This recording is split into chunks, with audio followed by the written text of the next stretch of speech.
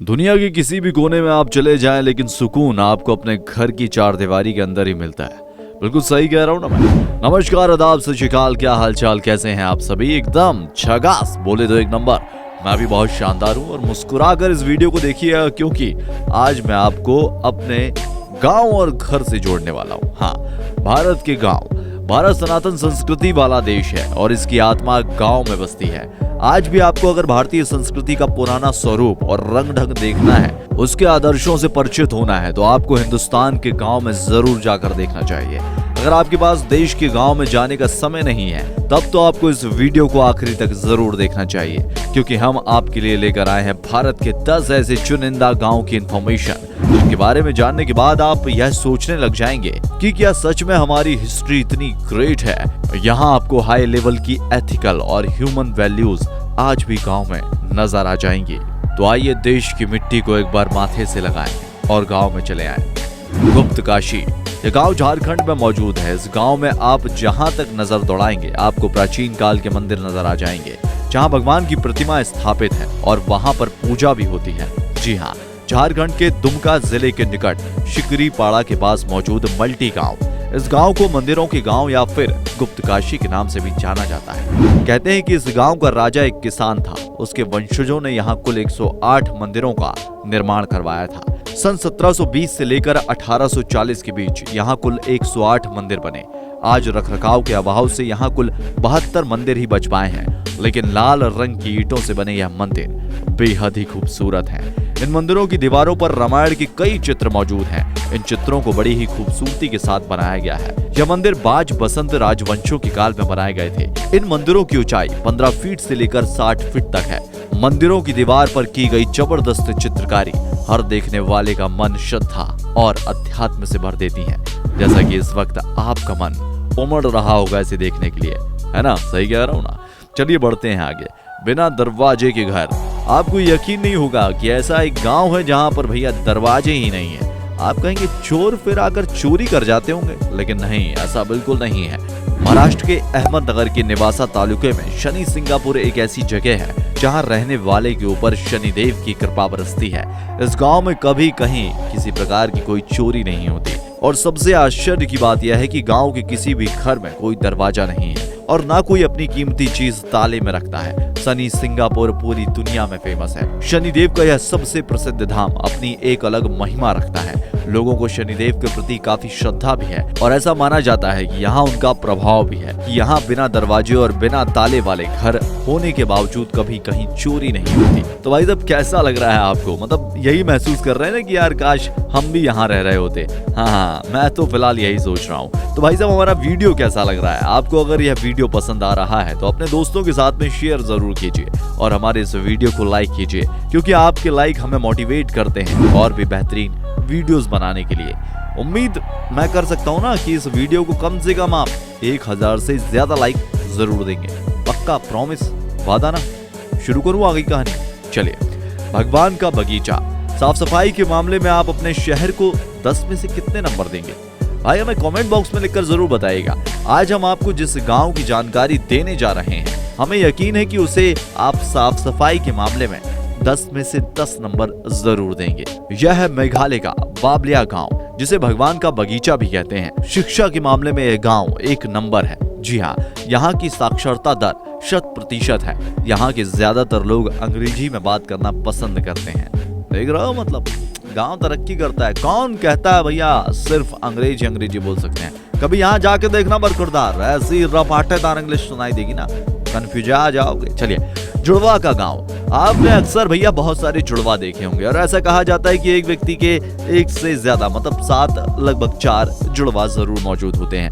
मैंने अपना जुड़वा नहीं देखा है, लेकिन आपने अगर अपना जुड़वा देखा हो तो मुझे जरूर बताइएगा। आपने अक्सर फिल्मों में जुड़वा बच्चों की कहानियां देखी होंगी, सुनी भी होंगी, लेकिन पूरी फिल्म में केवल एक ही जुड़वा जोड़े के इर्द गिर्द पूरी कहानी घूमती रहती है। लेकिन हम आपको इस गांव की जानकारी देने जा रहे हैं। वहाँ पूरे 350 जुड़वा लोग रहते हैं। केरल के मल्लपुरम जिले के कोहनी गांव में इतने ज्यादा जुड़वा लोग रहते हैं कि इसे जोड़ों के गांव के रूप में जाना जाता है। जी हाँ, नवजात शिशु से लेकर 65 साल के बुजुर्ग के बीच यहाँ आपको जुड़वा लोग मिल जाएंगे। वैसे पूरी दुनिया में 1000 में से किसी 4 बच्चे के जुड़वा पैदा होने की पॉसिबिलिटीज होती है।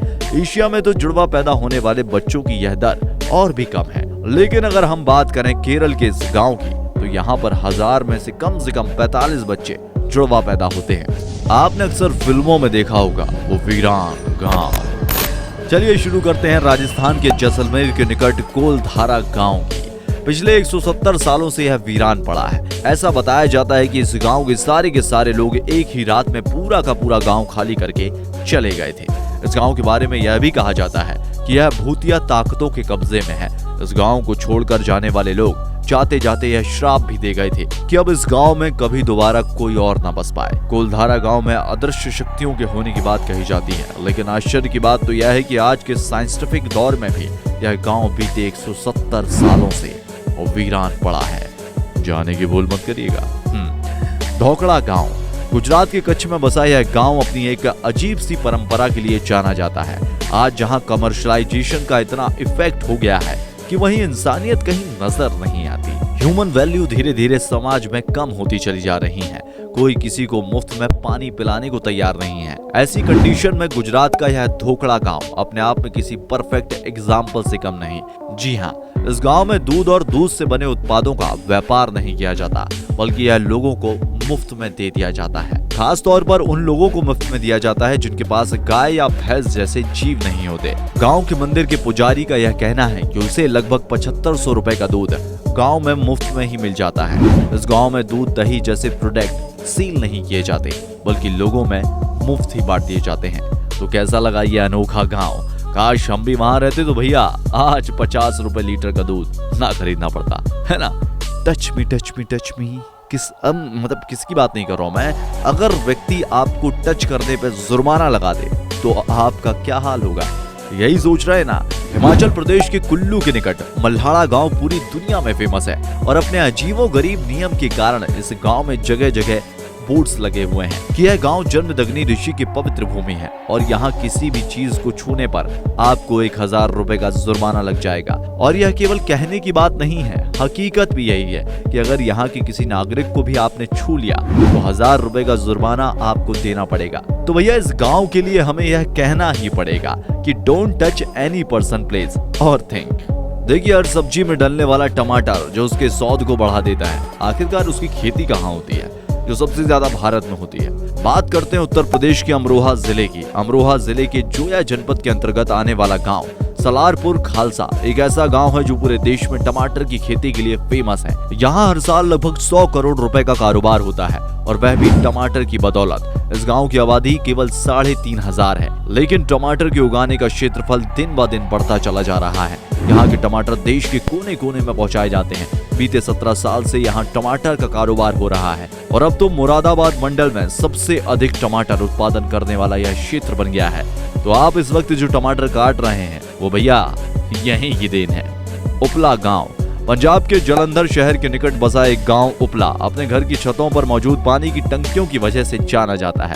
सामान्यतः घरों की छत पर पानी की टंकी या उसी तरह की रखी होती है जिस तरह की कंपनियां टंकी बनाती हैं, यानी कि सिंटेक्स या ऐसी किसी कंपनी के द्वारा बनाई गई टंकी ही लोगों के घरों की छतों पर रखी हुई होती है, जिनका यूज वह करते हैं। लेकिन इस गाँव में रहने वाले ज्यादातर लोग NRI है और वह पैसा कमाने के लिए विदेश में रहते हैं, इसलिए उन्होंने अपने गांव में बने मकान की छत पर अलग अलग डिजाइन की टंकियां बनवाई हैं। किसी ने अपने घर की छत पर एरोप्लेन बनवा रखा है, तो किसी ने घोड़ा, तो किसी ने कार, तो किसी ने भैया कुछ और इसी तरह अलग अलग डिजाइन की बनी टंकियों की वजह से पंजाब का यह उपला गाँव पूरे देश में नहीं विदेश में भी फेमस है।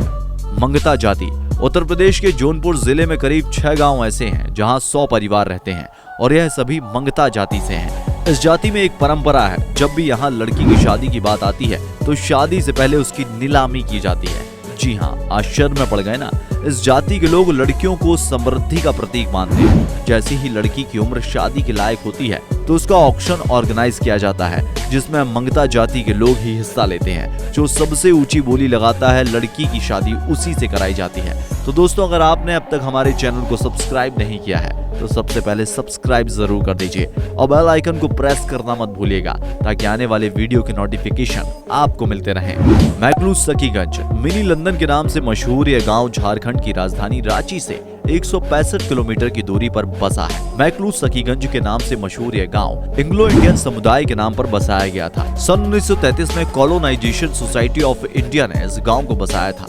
इस गांव में कुल 350 बंगले हैं। घने जंगलों और आदिवासी बस्तियों के बीच बसा यह गांव आज भी अपनी आधुनिक जीवन शैली की कहानियां कहता है। ऑनेस्टी इमोती मैक्लुसिकी नाम के एक एंग्लो इंडियन बिजनेसमैन ने सन 1930 में रातू महाराज से 10,000 एकड़ की यह जमीन लीज पर हासिल की थी। चामा, रामनगा दो, कैदल, दुलिस्की, माया, मोहस्का, लवरा जैसे कई गांव से मिलकर बना मैक्लुसिकीगंज एंग्लो इंडियन लोगों की आबादी से भरा हुआ था। भवता नाम के भवान सम्यक अस्ति, ये भाषा आपको समझ में आ गई होगी। मतलब मुझे भी संस्कृत थोड़ी थोड़ी आती है। संस्कृत भाषा, भाई क्या आप संस्कृत भाषा लिख, बोल या पढ़ सकते हैं? अगर आप ऐसा करते हैं तो आप वाकई लाजवाब हैं। हमें कमेंट बॉक्स में लिखकर जरूर बताइएगा कि आप संस्कृत में कितनी अच्छी पकड़ रखते हैं। वैसे आपको बता दूं कि भवता नाम किम का मतलब होता है कि आपका नाम क्या है। भवान सम्यक अस्ति मतलब आप कैसे हैं, आप सही तो हैं। मम सम्यक अस्ति, उसके बाद यह जवाब आप दे देंगे। मतलब मुझे आती इसलिए मैंने बता दिया, क्योंकि आज के दौर में जहां हमारी अपनी हिंदी शब्दों की भाषा मिलावटों के चक्कर में अपनी असली पहचान खो चुकी है, वहीं कर्नाटक के शिवमोगा से मात्र 10 किलोमीटर की दूरी पर मुंद्रू नाम का यह गांव भारतीय पुरानी पद्धति को अपनाए हुए है।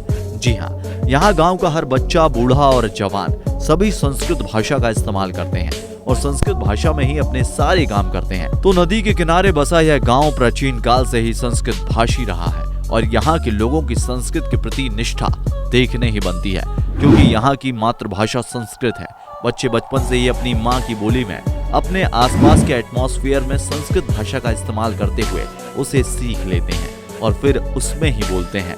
यहाँ तक कि बच्चों का आपस में लड़ना झगड़ना और सारे क्रियाकलाप भी संस्कृत में ही बोले जाते हैं। तो भगवान मतलब आप समझ गए ना, अपने बच्चों को भी आपको संस्कृत भाषा सिखानी चाहिए, क्योंकि ये उनके उच्चारण को अच्छा करती है। और दूसरी बात, ये सबसे ज्यादा साइंटिफिक लैंग्वेज है, इसे साइंस भी प्रूव कर चुका है। तो दोस्तों, यह थे भारत के कुछ ऐसे गांव जो केवल हमारे देश में ही नहीं बल्कि पूरी दुनिया में अपनी विचित्र खूबियों के लिए प्रसिद्ध है।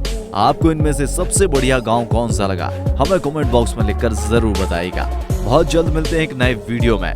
जय हिंद, जय भारत, वंदे मातरम।